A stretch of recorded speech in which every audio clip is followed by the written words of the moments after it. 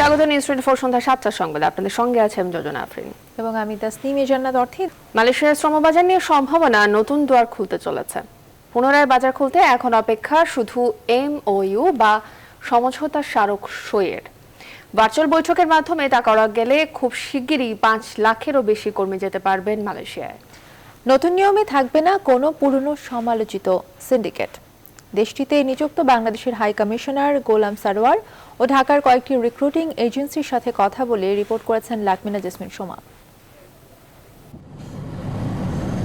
সরকারি হিসেবে বাংলাদেশ থেকে এ পর্যন্ত অন্তত 10,57,000 বাংলাদেশির কর্মসংস্থান হয়েছে মালয়েশিয়ায়, যাদের হাত ধরে সমৃদ্ধ হয়েছে বৈদেশিক মুদ্রার রিজার্ভ। কিন্তু দালালের দৌরত্ব, অবৈধ সিন্ডিকেট ও শ্রম কূটনীতির মারপ্যাচে বারবারই হোঁচট খেয়েছে এই শ্রমবাজার। সর্বশেষ অবৈধ সিন্ডিকেটের কবলে পড়ে 2018 সালের সেপ্টেম্বর থেকে বাংলাদেশিদের জন্য বন্ধ হয়ে যায় মালয়েশিয়ার দুয়ার। তবে দেশটিতে বাংলাদেশিদের কাজের সুনাম ও চাহিদার পাশাপাশি সরকারের কূটনৈতিক প্রচেষ্টার ফলে আবারও সমঝোতায় আসতে চাচ্ছে দুই দেশ। নিউজ 24 এর কাছে সমঝোতা সইয়ের অগ্রগতি তুলে ধরেন দেশটিতে নিযুক্ত বাংলাদেশের হাই কমিশনার। বাংলাদেশ থেকে তাদেরকে অফার দিয়ে রেখেছি, আমরা যেহেতু হোস্ট হব এই মিটিং এর, যে তারা কোভিড সিচুয়েশনে যদি ভার্চুয়ালি করতে চায় আমরা রেডি আছি, যদি তারা ফিজিক্যালি করতে চায় সেটাও আমরা প্রস্তুত। কোয়ারেন্টাইনের যে প্রসিডিউর আছে সেটাও ওনাদের জন্য শিথিল করব। এই বিষয়ে তাদেরকে সার্বিকভাবে আমরা আশ্বস্ত করে রেখেছি। পরিস্থিতি একটু স্বাভাবিক হলেই আমরা জয়েন্ট ওয়ার্কিং গ্রুপের মিটিংটা যখন করব তখনই এই বিষয়ে চূড়ান্ত যে আপনার প্রোটোকল সেটি স্বাক্ষর হবে এবং বাংলাদেশ থেকে লোক আসার প্রক্রিয়া শুরু হবে। প্রবাসী কল্যাণ মন্ত্রণালয় সূত্র বলছে, সমঝোতা সই হলে নতুন নিয়ম অনুযায়ী আগের 10 কোম্পানির সিন্ডিকেট বাদ দিয়ে নতুন করে 25 থেকে 30টি কোম্পানিকে মালয়েশিয়ায় কর্মী পাঠানোর অনুমোদন দেওয়া হবে। আগের চেয়ে কমানো হবে অভিবাসন ব্যয়ও এবং দালাল কিংবা অন্য কোনো তৃতীয় পক্ষ থাকবে না পুরো প্রক্রিয়ায়। এই বছর যদি যে কোনো মূল্যে যদি আমরা সকল দেশের শ্রমবাজার খুলে দিতে পারি, অ্যাটলিস্ট 12 থেকে 15 লাখ টাকা 15 লক্ষ শ্রমিক পাঠানোর টার্গেট নিয়ে নামি, তাহলে গত বছরের যেই ডেফিসিয়েন্সিটা এটাই বছর আমরা কাভার করতে পারবো। তো সেই জন্য আমি মনে করি যে মালয়েশিয়ার জন্য সরকারের এফোর্টটা যেভাবে যাচ্ছে আমরাও খুশি। এটাকে আরো বেগবান করে খুব তাড়াতাড়ি বাজারটা খোলা দরকার। সংশ্লিষ্ট সূত্রগুলো বলছে, মালয়েশিয়ায় এই মুহূর্তে 5 লাখেরও বেশি কর্মীর চাহিদা রয়েছে। ফলে দেশটিতে চলমান অবৈধ কর্মীদের বৈধকরণ ও করোনা পরিস্থিতি স্বাভাবিক হলে বাজার খোলার পাশাপাশি দেশে আটকে পড়ারাও ফিরতে পারবেন। বাংলাদেশি শ্রমিকদের যে চাহিদা, তাদের যে সুনাম কাজের ক্ষেত্রে, সেটিকে বিবেচনা করলে আমরা বলতে পারি যে এখানে এখনো প্রচুর সংখ্যক লোকের কর্মসংস্থানের সুযোগ আছে। দেশে আটকে পড়াদের নিজ কোম্পানির সাথে যোগাযোগের মাধ্যমে মালয়েশিয়ায় ফেরার পরামর্শ দেন high commissioner. লাকমিনা jasmine Soma, news 24, Dhaka. মালয়েশিয়ার শ্রমবাজার নিয়ে আমাদের বিস্তারিত আয়োজন থাকছে রাত 11টার প্রবাস পরবাস অনুষ্ঠানে। দেখার আমন্ত্রণ রইল। অন্য প্রসঙ্গ, অবশেষে প্রক্রিয়া শুরু হয়েছে দেশের শিক্ষা প্রতিষ্ঠান খুলে দেওয়ার। গুরুত্ব বিবেচনায় প্রথমেই ক্লাস শুরু হবে SSC ও HSC পরীক্ষার্থীদের, আর সপ্তাহে একদিন করে ক্লাস করবে প্রাথমিকের শিক্ষার্থীরা। আর জাতীয় সংসদে এমন তথ্য প্রকাশ করেছেন শিক্ষামন্ত্রী ডাক্তার দীপুমণি। তিনি জানান, এক সপ্তাহের মধ্যে প্রকাশিত হচ্ছে HSC ও সমমানের ফল, আর এই লক্ষ্যে সংসদে পাশ হয়েছে 3টি বিল। আরো জানাচ্ছেন সজল দাস। সংসদের শীতকালীন অধিবেশন, এই অধিবেশনে বিপুল মানুষের নজর ছিল শিক্ষা সংশ্লিষ্ট 3টি বিলের দিকে, যার জন্য আটকে ছিল করোনা প্রেক্ষাপটে মূল্যায়নের ভিত্তিতে দেয়া HSC ও সমমান পরীক্ষার ফল প্রকাশ প্রক্রিয়া। রোববার সংসদের শুরুতেই আলোচনায় আসে ইন্টারমিডিয়েট অ্যান্ড সেকেন্ডারি এডুকেশন সংশোধন বিল 2021। এ বিষয়ে জনমত জরিপ ও সংশোধনের প্রয়োজন রয়েছে কিনা এ নিয়ে যুক্তি তুলে ধরেন কয়েকজন সংসদ সদস্য। 138টি দেশের মধ্যে বাংলাদেশের অবস্থান 112তম। এই মানের অবস্থায় যদি আবার অটোপাস যুক্ত হয় তাহলে মাননীয় স্পিকার কোথায় গিয়ে দাঁড়াবে?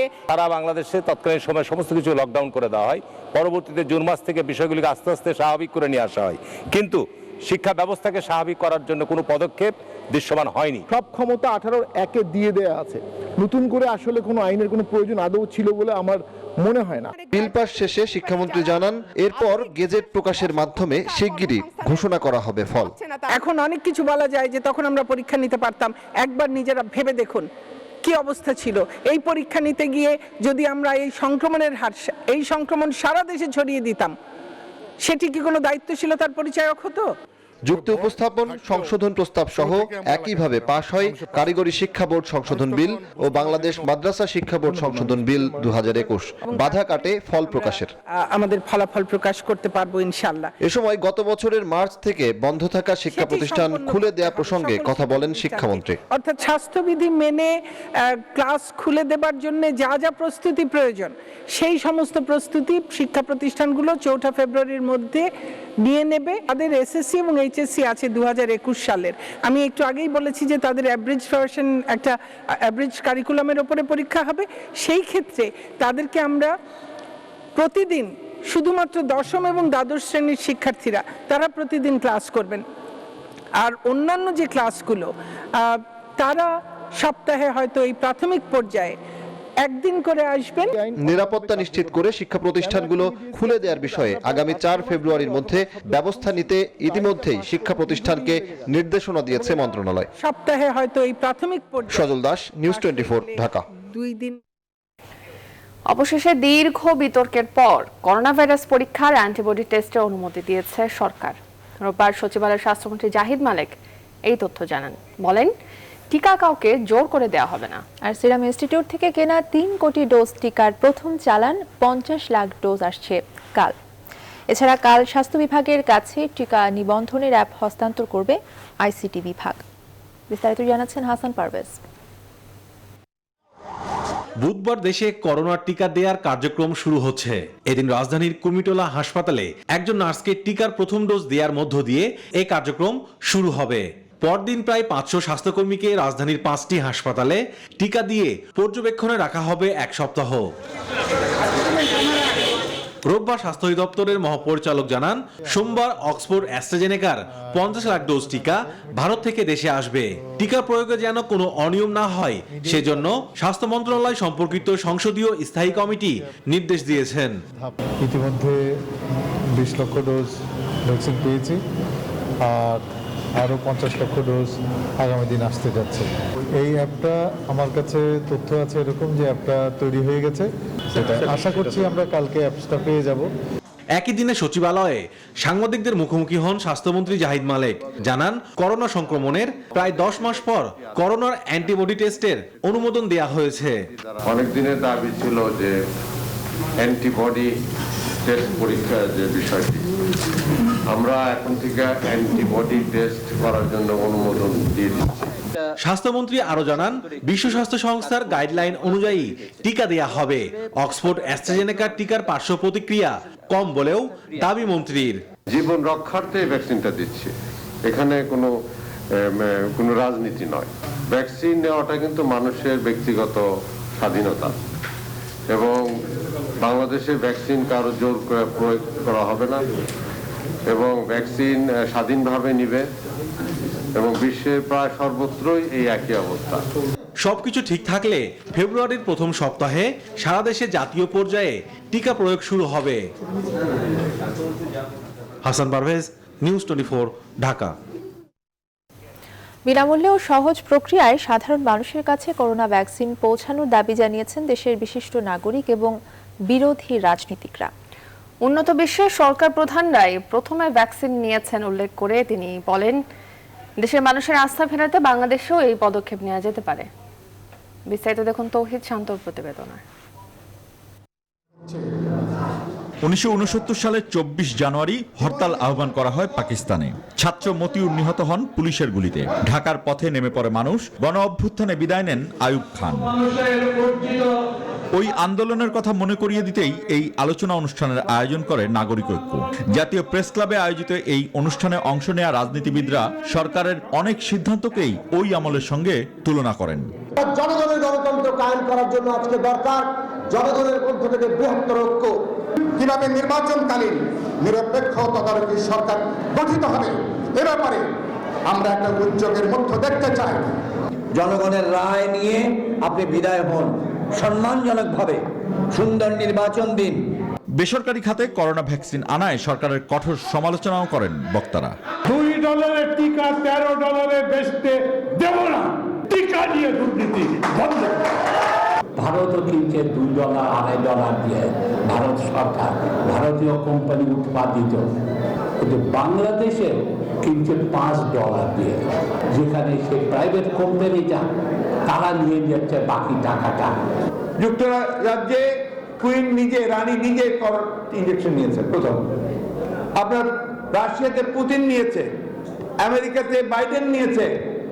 আমি বলবো যে প্রধানমন্ত্রী আজকে আপনি প্রথম টিকাটা নিন, নিয়ে মানুষকে বলেন যে এটাতে ভয়ের কিছু নেই। তারা আশা করেন শেষ পর্যন্ত সাধারণ মানুষের কাছে ভ্যাকসিন পৌঁছানোর সর্বোচ্চ চেষ্টা করবে সরকার। বলে আসছি, কিন্তু রাজপথে। তৌহিদ শান্ত, news 24, Dhaka.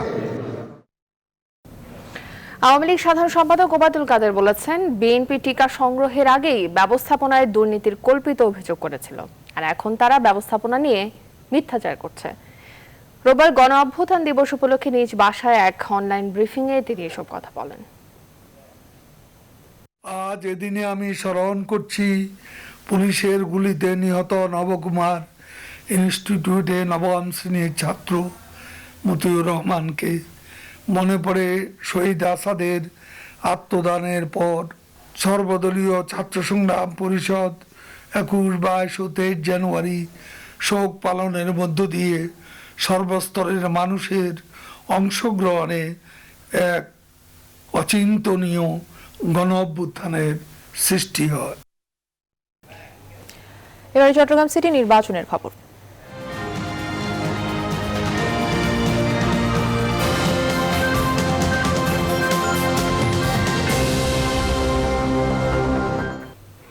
Chittagong city corporation নির্বাচনে সেনা মোতায়েন করা হবে না, তবে র্যাব, পুলিশ এবং বিজিবি সদস্যরা সতর্ক অবস্থানে থাকবে।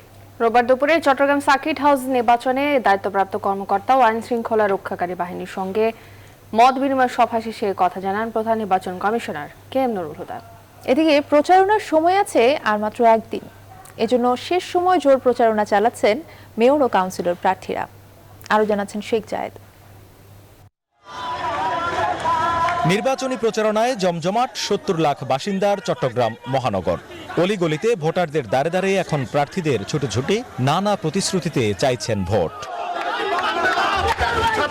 রোববার চেরাগি পাহাড় ও সরাইপাড়া এলাকায় জনসংযোগ ও মতবিনিময় সভা করেন আওয়ামী লীগের মেয়র প্রার্থী রেজাউল করিম। নৌকা প্রতীকে এই জন্যই ভোট দেবে, কারণ নৌকা প্রতীকে ভোট দিয়ে এই জনগণ স্বাধীনতা পেয়েছে। নির্বাচনী প্রচারণায় যোগ দেন ঢাকাই চলচ্চিত্রের অভিনেতা অভিনেত্রীরা। নগরের বিভিন্ন এলাকায় ভোটারদের কাছে নৌকার সমর্থন চান তারা।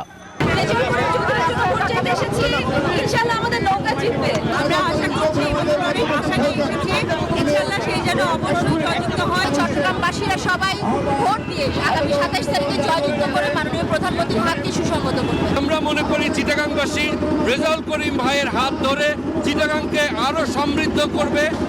নগরীর জামাল খান সহ কয়েকটি স্থানে প্রচারণা চালান বিএনপির মেয়র প্রার্থী ডাক্তার সাদাত হোসেন। সুষ্ঠু নির্বাচনের স্বার্থে সন্ত্রাসীদের গ্রেপ্তারের আহ্বান জানান তিনি।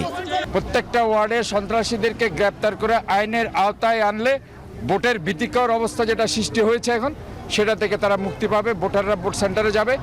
এদিকে সার্কিট হাউসে নির্বাচনে দায়িত্বপ্রাপ্ত কর্মকর্তা ও আইন শৃঙ্খলা রক্ষাকারী বাহিনীর সঙ্গে মত বিনিময় সভা করেন সিইসি। নির্বাচনের পরিবেশ সুষ্ঠু রয়েছে বলে দাবি করেন তিনি। সেনাবাহিনী মোতায়েনের কোনো পরিকল্পনা আমাদের নেই এবং তার প্রয়োজনীয়তা আমরা অনুভব করি না।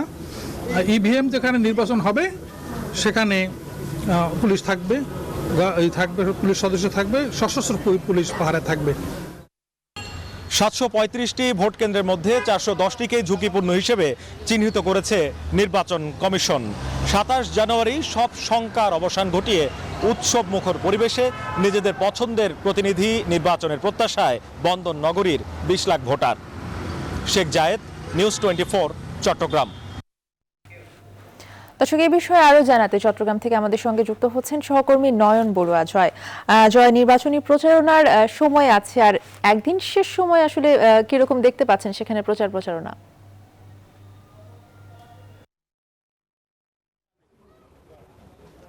ধন্যবাদ আপনাকে। এর আগের ঘন্টায় কিন্তু দেখানোর চেষ্টা করেছি আমরা।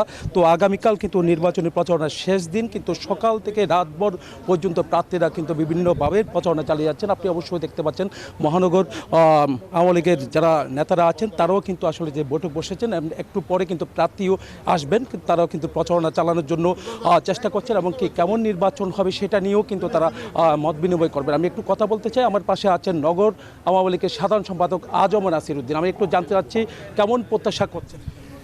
আমরা নির্বাচন কমিশনে একটি অবাধ, সুষ্ঠু, নিরপেক্ষ, গ্রহণযোগ্য এবং ভোটারদের উপস্থিতিতে একটা ভালো নির্বাচন করার জন্য সকল ধরনের প্রস্তুতি সম্পন্ন করেছেন বলে আমরা জানতে পেরেছি এবং আমাদেরকে অবহিত করেছেন। আজকে প্রধান নির্বাচন কমিশনার এসেছিলেন এবং এই বিষয়ে উনি ওনার প্রস্তুতির কথা এটা জানিয়েছেন। আর সরকার, আমাদের মাননীয় প্রধানমন্ত্রী বঙ্গবন্ধু জননেত্রী শেখ হাসিনার সরকার তো মানুষের ভোটের অধিকার এবং ভাতের অধিকার প্রতিষ্ঠার জন্য আন্দোলন করেছেন এবং ইতিমধ্যে মানুষের ভাতের অধিকার প্রতিষ্ঠিত হয়েছে এবং ভোটের অধিকার প্রতিষ্ঠিত হয়েছে এবং সরকার নির্বাচন কমিশন যেভাবে একটি ভালো নির্বাচন করার জন্য যে সহযোগিতা প্রত্যাশা করছেন বা সহযোগিতা চেয়েছেন সেভাবে সরকারের পক্ষ থেকে সহযোগিতা করা হচ্ছে। যার কারণে আমরা আশা করছি বিএনপির চেষ্টা করছে তাদের ইতিহাস তো জ্বালাপোড়া, মানুষ হত্যা করা, লুণ্ঠন করা, এটা সে ধরনের কোনো কিছু যাতে করতে না পারে আমরা প্রশাসনকে বলছি সতর্ক থাকতে এবং আমরা আমাদের কর্মীদের নিয়ে প্রস্তুত আছি। ধন্যবাদ। ধন্যবাদ আপনাকে। আপনি অবশ্যই বুঝতে পারছেন যে নগর আওয়ামী লীগের সাধারণ সম্পাদক যেমনটা বলছেন, তেমনিভাবে আওয়ামী লীগের যারা নেতারা আছেন তারাও কিন্তু আশা করছেন যদি সুষ্ঠু নির্বাচন হয় তেমনি তাহলে কিন্তু আওয়ামী লীগের বা নৌকা প্রতীকের জয় হবে বলে তারা আশা করছেন। কিন্তু বিএনপির প্রার্থীর কথা যদি না বলা হয় না, তিনিও কিন্তু আসলে সকাল থেকে বিভিন্ন জায়গায় প্রচারণায় নেমেছেন। বিএনপির প্রার্থীরাও কিন্তু আশা করছেন সুষ্ঠু নির্বাচন যদি হয়, ভোটাররা যদি কেন্দ্রে কেন্দ্রে যদি যেতে পারে তাহলে কিন্তু আসলে বিএনপি ধানের শেষ প্রতীকেও ভোট পড়বে বলে তারা আশা করছেন। তো এ ছিল আমার এখানকার সর্বশেষ। ফিরে যাচ্ছে স্টুডিওতে আপনার কাছে।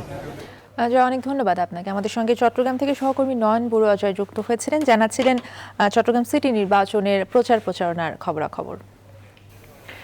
সরকারিভাবে আগামীকাল ভ্যাকসিন আসার বিষয়ে এই মুহূর্তে কথা বলছেন বেক্সিমকো ফার্মার ব্যবস্থাপনা পরিচালক নাজমুল হাসান পাপন। আমরা এখন সরাসরি যাব তার বক্তব্যে। একটা জিনিস মনে রাখতে হবে, আমরা দেখছি বিভিন্ন জায়গার থেকে ওরা মানে পারলে আমাদের এক একটা চিঠি পাঠিয়ে দিচ্ছে আমাদের এতগুলো লাগবে এবং তারপরেই দেখি মনে করছে যেন ওরা পেয়ে গিয়েছে। সমস্যাটা হচ্ছে এরকম তো আমরা ওদের কাছে তো চাই নাই যে আমাদেরকে চিঠি দাও, তাহলে তো মিডিয়ার মাধ্যমেই বলতাম যে কার কত লাগবে বলেন। আমরা শুধুমাত্র ওষুধ কোম্পানিগুলোর মাধ্যমে কাছে বলেছি তোমাদের কি রিকোয়ারমেন্ট জানাও। 10 লক্ষ মানে হচ্ছে 5 লক্ষ লোককে দেওয়া যাবে। এখানে ওষুধ কোম্পানি যারা আছে তারা, তাদের সমস্ত এমপ্লয়িজ এবং তাদের পরিবারবর্গ। সো ন্যাচারালি এটা আমার জন্য এই 10 লক্ষই অনেক কম আমাকে যদি জিজ্ঞেস করেন। বলবেন যে আপনি কালকে আনার পরে এটা আসলে প্রান্তিক পর্যায়ে বা অন্যান্য জেলায় কবে নাগাদ পাঠানো যেতে পারে এবং এই যে কার্যক্রম সরকার কবে নাগাদ শুরু করতে পারে এইটা আসলে সরকার কবে নাগাদ কবে কোথায় দিতে বলবে এটা আমি এখন বলতে পারছি না, কিন্তু কোথায় কোন কোন জায়গায় পৌঁছাতে হবে সেটা আমরা জানি, কি কোয়ান্টিটিতে পৌঁছাতে হবে সেটাও আমরা জানি। আমাদেরকে 64টা ডিস্ট্রিক্টে পৌঁছাতে বলা হয়েছে, সিভিল সার্জনের কাছে হ্যান্ডওভার করতে হবে। এখানে অনেকগুলো কাজ আছে, এই জিনিসগুলো আপনাদেরকে একটু বুঝতে হবে। মানে অনেকের অনেক সন্দেহ বেক্সিমকো এখানে কি করছে। প্রথম হচ্ছে বেক্সিমকো ইজ দি, আমি আরেকবার বলছি আপনাদের মাঝে, আমি জিনিসটা ক্ল্যারিফাই আরেকবার করার চেষ্টা করছি, কিন্তু যে না বোঝার সে জীবনেও বুঝবে না, কিন্তু যারা বোঝার তারা একবারেই বুঝে যায়। সো বেসিক্যালি কোনো দেশে যদি আপনি ওষুধ এক্সপোর্ট করতে চান তাহলে ওয়ার্ল্ড ওয়াইড, শুধু বাংলাদেশের নিয়ম না, পৃথিবীর যে কোনো দেশে আপনি যদি ওষুধ এক্সপোর্ট করতে চান তাহলে সেই দেশে প্রাইভেট কোনো কোম্পানি, সেই দেশে হয় তাদেরকে অফিস থাকতে হবে অথবা তাদের লোকাল এজেন্ট অথবা ডিস্ট্রিবিউটর থাকতে হবে। এই যে বেক্সিমকো ফর এক্সাম্পল, আগামীকাল ভ্যাকসিন আসার বিষয়ে কথা বলছিলেন বেক্সিমকো ফার্মার ব্যবস্থাপনা পরিচালক নাজমুল হাসান পাপন। আপনারা এতক্ষণ সরাসরি দেখছিলেন সেটি। সংবাদের সময় হলো একটি বিরতির, ফিরছি একটু পর, সঙ্গেই থাকুন। আবারও স্বাগত। আপনারা দেখছেন সন্ধ্যা 7টার সংবাদ। পিকে হালদার কাণ্ডে সংশ্লিষ্টতায় পিপলস লিজিং এর চেয়ারম্যান উজ্জ্বল নন্দী এবং ইন্টারন্যাশনাল লিজিং এর সাবেক এমডি রাশেদুল হক সহ 4 জনকে গ্রেপ্তার করেছে দুর্নীতি দমন কমিশন দুদক। রোববার বিকাল 4টার দিকে রাজধানীর সেগুনবাগিচা থেকে তাদের গ্রেপ্তার করা হয়। দুদকের উপপরিচালক গুলশান আনোয়ার প্রধানের নেতৃত্বে একটি টিম তাদের গ্রেপ্তার করে। এরপর তাদের রমনা মডেল থানার হেফাজতে রাখা হয়েছে। সোমবার সকালে আদালতে তোলা হবে। পিকে হালদার ওই দুটি আর্থিক প্রতিষ্ঠান থেকে বিপুল অঙ্কের অর্থ সরিয়েছেন। এর আগে বৃহস্পতিবার পিকে হালদারের সহযোগী অনিন্দিতা মৃধা ও তার বাবা সুকুমার মৃধাকে গ্রেফতার করে দুদক।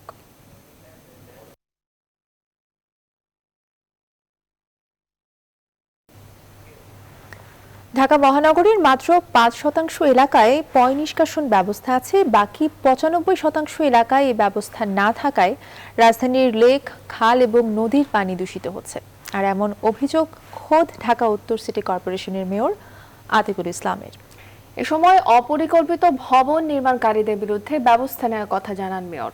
তবে এমন অপরিকল্পিত পয় নিষ্কাশন ব্যবস্থাপনার দায় ঢাকা ওয়াসাকে নিতে হবে বলে মনে করেন নগর পরিকল্পনাবিদ ইকবাল হাবিব। বিস্তারিত দেখুন তালুকদার বিপ্লবের প্রতিবেদনে। রাজধানীর অভিজাত এলাকা বনানী এবং গুলশান। ঢাকা উত্তর সিটি কর্পোরেশন বলছে রাজধানীর অনেক এলাকার মতো এমন অভিজাত এলাকায় বেশিরভাগ ভবনে সেপ্টিক ট্যাঙ্ক সোকোয়াল নির্মাণ না করে পয়ঃবর্জ্য বের হওয়ার পথ হিসেবে সিটি কর্পোরেশনের ড্রেনকে ব্যবহার করা হচ্ছে। পুরো শহরের মধ্য দিয়ে যে ছড়িয়ে যে পরিবেশে দূষণ করছে এবং আলটিমেটলি যে নদ নদী খাল বিলে যেয়ে পড়ে পুরো পরিবেশটাকে বিনষ্ট করছে। ১৩ তলা ভবনটির নাম কেয়া রেসিডেন্ট। বাইরে ফিটফাট, কিন্তু ভবনটির পয়ঃবর্জ্য সরাসরি যাচ্ছে সিটি কর্পোরেশনের নর্দমায়। ওই পাশে যে সিটি কর্পোরেশন যে মেইন লাইনটা করছে ওই লাইনে পড়ে যায়। এমন চিত্র মেলে গুলশান ১, ২ ও বনানীর বেশিরভাগ আবাসিক ও বাণিজ্যিক ভবনগুলোতে। আর আমরা ওয়েস্টারটা সরাসরি একবারে সুয়েজ লাইনে। জি, সোকোয়েল করেন না, সোকোয়েল আমাদের এখানে। নগর পরিকল্পনাবিদ ইকবাল হাবিব মনে করেন রাজধানীতে পয়ঃবর্জ্য নিষ্কাশন ব্যবস্থা গড়ে তুলতে ব্যর্থ হওয়ায় এর দায় ঢাকা ওয়াসাকে নিতে হবে। পয় নিষ্কাশন ব্যবস্থার শতভাগ নেটওয়ার্ক তৈরি করার যে দায় ওয়াসা গ্রহণ করেছিল, সেটি বাস্তবায়ন না হওয়া, পরিবর্তন না করার যে গোয়ার্তুমি বা একগুঁয়ে মানসিকতা, সে সমস্ত কারণেই আজকে এই সমস্যা একেবারে সকল ড্রেনেজ ব্যবস্থাপনাকে দূষণ করে চলেছে।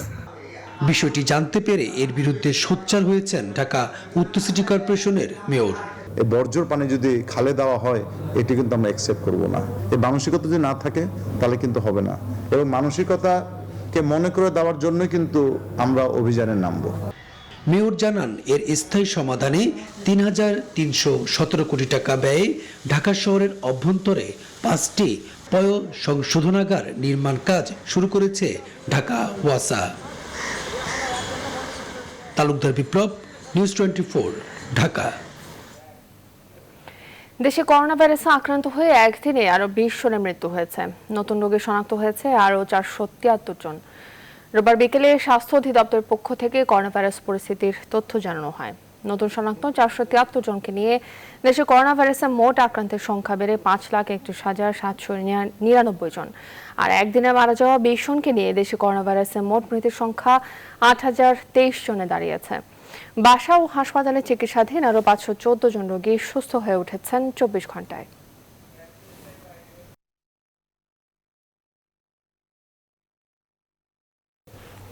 দেশের উত্তরাঞ্চলের জেলাগুলোয় জেঁকে বসেছে শীত। ঘন কুয়াশার হিমেল হাওয়ায় বিপর্যস্ত জনজীবন। বেশি বিপাকে পড়েছেন নিম্ন আয়ের মানুষ। বিভিন্ন অঞ্চলে আরো অন্তত 2 দিন মৃদু শৈত্যপ্রবাহ থাকবে বলে আভাস দিয়েছেন আবহাওয়াবিদরা। রোববার দেশের সর্বনিম্ন তাপমাত্রা রেকর্ড করা হয়েছে শ্রীমঙ্গলে 9.7 ডিগ্রি সেলসিয়াস। প্রতিনিধিদের তথ্য ও চিত্র দেখুন ডেস্ক রিপোর্ট। হিমালয়ের পাদদেশের জেলা পঞ্চগড়। ঘন কুয়াশা আর শীতের তীব্রতায় জুবুথুবু এখানকার জনজীবন। অতিরিক্ত ঠান্ডায় বিপাকে পড়েছেন নিম্ন আয়ের মানুষ। কুড়িগ্রামে বেড়েছে শীতের তীব্রতা। রোববার সকালে এ জেলায় সর্বনিম্ন তাপমাত্রা রেকর্ড করা হয়েছে 12.6 ডিগ্রি সেলসিয়াস। ঘন কুয়াশার চাদরে ঢাকা পড়েছে এ জেলার রাস্তাঘাট ও ফসলি জমি। শীতের কারণে হাসপাতালগুলোতে বেড়েছে ঠান্ডাজনিত রোগীর সংখ্যা। যে ঠান্ডা পড়ছে, খেতে যাবো, কুয়াশার জন্য যাইতেছি না, একটু বেলাটা উঠলে যাবো। এতটাই ঠান্ডা যে হাত পা মনে করেন যে কাঁকড়ার মতন বেকা হয়ে আসে।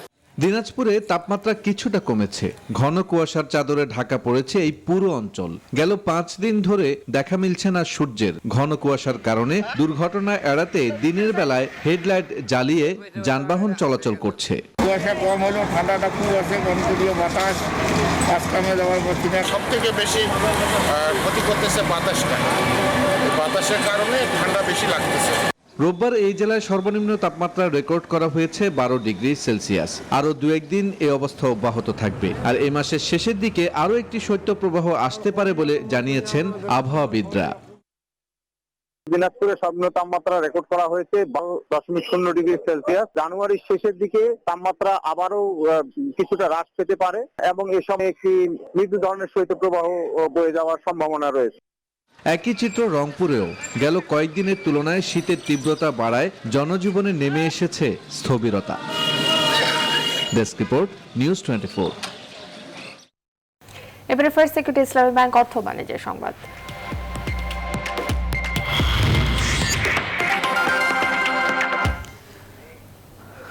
বাণিজ্যমন্ত্রী টিপু মুন্সি বলেছেন, রমজানের নিত্যপণ্যের দাম যেন না বাড়ে তা নিশ্চিত করা হবে। সচিবালয়ের সংবাদ ব্রিফিংয়ে একথা বলেন তিনি। আন্তর্জাতিক বাজারে গেল 6 মাসে ভোজ্য তেলের দাম 75% বাড়লেও দেশের বাজারে এর দাম নিয়ন্ত্রণে টিসিবির মাধ্যমে তেল বিক্রির পরিমাণ বাড়ানোর সিদ্ধান্ত হয়েছে। একই সঙ্গে অন্যান্য নিত্যপণ্যের স্টকও বাড়ানো হবে 3 গুণ। বাণিজ্যমন্ত্রী বলেন, ব্যবসায়ী এবং ভোক্তাদের মধ্যে ফরিয়াদের দৌরাত্ম্য কমাতে হবে।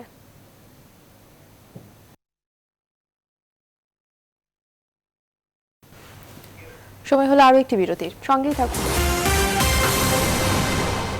সন্ধ্যার সংবাদে সবাইকে আবারও স্বাগত। এবারে পৌর নির্বাচনের খবর।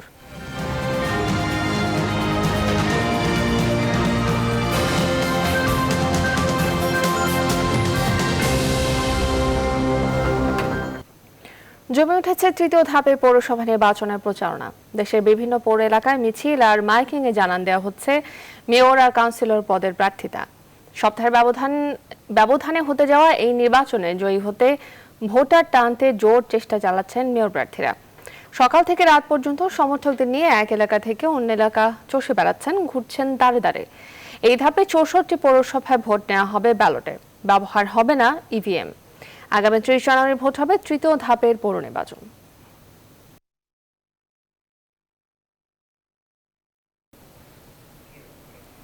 করোনা মহামারীর মাঝে আজ বিশ্বব্যাপী পালিত হচ্ছে আন্তর্জাতিক শিক্ষা দিবস। ইউনেস্কো বলছে, করোনায় বিশ্বের 190টিরও বেশি দেশে 160 কোটি শিক্ষার্থীর জীবনকে প্রভাবিত করেছে।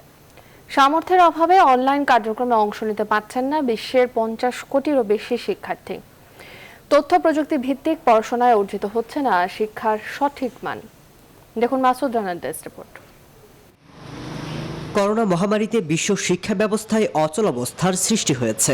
মহামারীর শুরুতে বিশ্বের মোট শিক্ষার্থীর 90% বেশি শিক্ষা কার্যক্রম ভেঙে পড়ে। বর্তমানে চলছে অনলাইন, টেলিভিশন, রেডিও সহ বিকল্প উপায়ে শিক্ষা কার্যক্রম।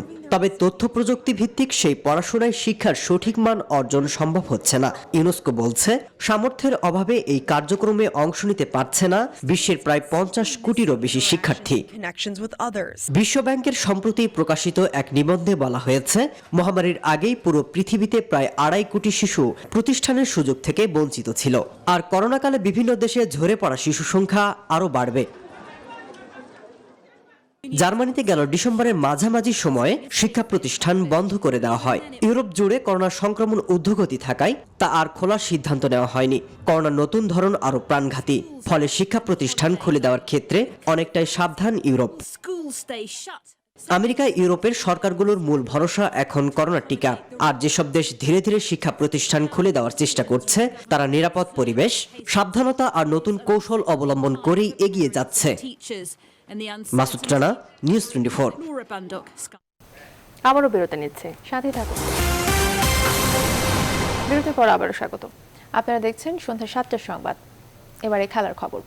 3 ম্যাচ ওয়ানডে সিরিজের শেষটিতে কাল চট্টগ্রামে ওয়েস্ট ইন্ডিজের মুখোমুখি হবে বাংলাদেশ। সিরিজ জয় হলেও টাইগারদের লক্ষ্য এখন হোয়াইট ওয়াশ। ম্যাচের আগের দিন অনুশীলনে টাইগারদের শরীরী ভাষায় যেমন ছিল সিরিজ জয়ের আনন্দ, তেমনই প্রতিপক্ষকে হোয়াইট ওয়াশ করার দৃঢ় প্রত্যয় ছিল। এদিকে ওয়েস্ট ইন্ডিজও আছে জয়ের খোঁজে। দেখুন পার্থ বণিকের রিপোর্ট। ঢাকা পর্বে বিরতি দিয়ে টাইগার আর ক্যারিবিয়ানদের লড়াই এবার সাগর পাড়ের চট্টগ্রামে। টানা 2 ম্যাচে ওয়েস্ট ইন্ডিজকে হারানোর পর এখন একটা সুখের সমাপ্তির অপেক্ষা। সে লক্ষ্যে ম্যাচের আগের দিন অনুশীলনে মগ্ন ডোমিঙ্গোর দল। পরিসংখ্যান বলছে চট্টগ্রামের এই ভেন্যু বাংলাদেশের জন্য বেশ পয়মন্ত। মীমাংসা হওয়া 19 ম্যাচের 12টিতেই জয় লাল সবুজদের, যেখানে সেরা বোলার সাকিব, সেরা ব্যাটসম্যান তামিম। ম্যাচের আগের দিন বাংলাদেশ অধিনায়কও জানিয়েছেন সাফল্যের ধারাবাহিকতা ধরে রাখাই লক্ষ্য। We have won the series, but there is another 10 points up for grab. We know that probably West Indies didn't have a great the first 2 games, but they're a dangerous side. They can come back anytime. সিরিজের শেষ match বিবেচনায় স্কোয়াডে পরিবর্তন আসবে কিনা তেমন আভাস মেলেনি। তবে অনুশীলন দেখে বোঝা গেল প্রস্তুতি নিয়ে রেখেছেন তাসকিন শরীফুলরা, আর হাসান মাহমুদও বদ্ধপরিকর নিজের ছন্দ ধরে রাখতে। ইন্টারন্যাশনাল লেভেলে খেলতে হলে ওরকমই মানসিক স্ট্রেন্থ দরকার, যেরকম লাগবে আর কি। সো অবশ্যই চেষ্টা থাকবে ইন্টারন্যাশনাল হোক, ঘরোয়া লিগ হোক, লাইনের লেন্থের সাথে কখনো কম্প্রোমাইজ করা যাবে না। এদিকে ওয়েস্ট ইন্ডিজের জন্য সময়টা বেশ কঠিন। অনুশীলনে ক্যারিবিয়ানদের শারীরিক ভাষায় যা স্পষ্ট, পরাজয়ের বিষণ্ণতা ভালো মতোই ছুঁয়ে গেছে গোটা দলকে। তারপরেও 2 ম্যাচে 7 অভিষিক্তকে নিয়েই ঘুরে দাঁড়াতে মরিয়া কোচ ফিল সিমন্স। চট্টগ্রামের জহুর আহমেদ চৌধুরী স্টেডিয়ামে এর আগে একবারই ওয়েস্ট ইন্ডিজের বিপক্ষে খেলার সুযোগ হয়েছিল বাংলাদেশের, সেটা 2011-তে। 8 উইকেটে সে বড় জয়ে ক্যারিবীয়দের 61 রানে অল আউট করেছিল টাইগাররা।